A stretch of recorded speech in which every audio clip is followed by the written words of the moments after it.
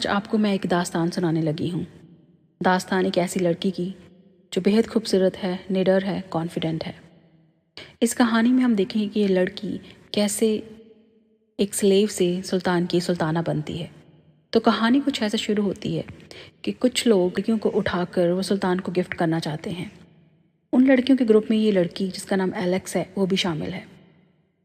Alex अपने माता पिता के साथ एक गाँव में रह रही होती है जहाँ पे कुछ दंगे होते हैं और उन दंगों में से लोग कुछ लड़कियाँ उठाकर ले जाते हैं। इसके माँ बाप को, इसके फियांसे को, इसकी छोटी बहन को वो कत्ल कर देते हैं। और जब एलेक्स को होश आती है उसे पता चलता है कि उन लड़कियों को उठाकर कहीं किसी पैलेस में लेके जाया जा रहा है, तो वो उसका विरोध करती है। वो उनसे कहती है कि हमें छोड़ दो, हम कोई जानवर थोड़ी हैं। वो चाहती है कि उन्हें भी मार दिया जाए। वो जो लोग होते हैं वो कहते हैं कि तुम मर नहीं सकती, तुम अब सुल्तान की प्रॉपर्टी हो, सुल्तान ही डिसाइड करेगा कि तुम्हारे साथ क्या करना है। वो इन सब का बहुत विरोध करती है पर वो उसकी एक नहीं सुनते।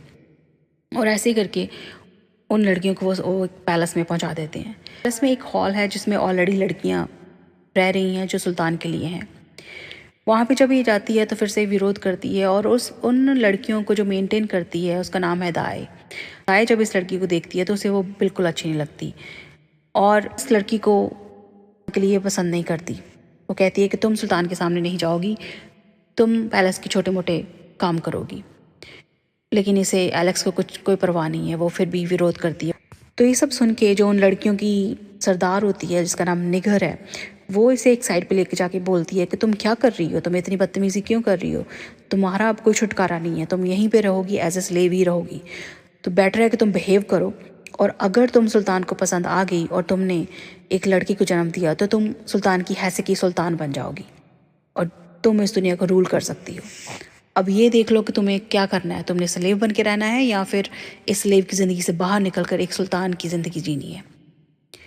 जब एलेक्स ये बात सुनती है तो उसको ये बात अच्छी लगती है, वो समझदार तो वो होती है, तो वो उसके बाद ही बिहेव करना शुरू कर देती है। तो उसकी फ्रेंड होती है, वो उसे बोलती है कि तुम्हें निगर ने क्या बोला है, तो वो कहती है मुझे निगर ने कुछ नहीं बोला, तुम अपना काम करो।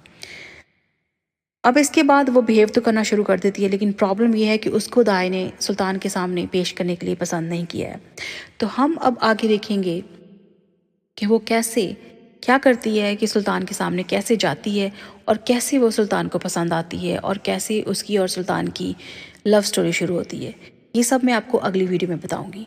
अगर आपको ये कहानी अच्छी लगी है तो please subscribe to my channel for the next part.